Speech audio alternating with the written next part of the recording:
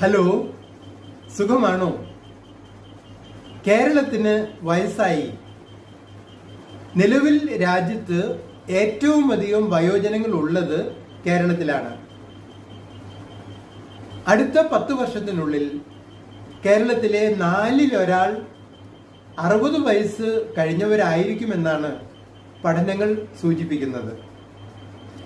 ഇത് കേരളത്തിന്റെ സ്ഥിതി. നിങ്ങളുടെ സ്ഥിതിയോ?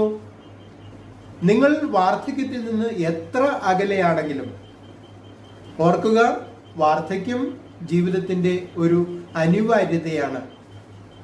വാർദ്ധക്യം ഒഴിവാക്കിയുള്ള ഒരു ബൈപ്പാസോ ഒരു ഷോർട്ട് കട്ടോ ജീവിതത്തിലില്ല.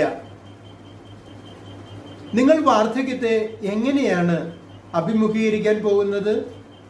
വെറും കൈയോടെയാണോ? എങ്കിൽ നിങ്ങൾ വലിയ അപകടത്തിലാണ്. ഇത് ജോസ് കാച്ചപ്പള്ളി @1090.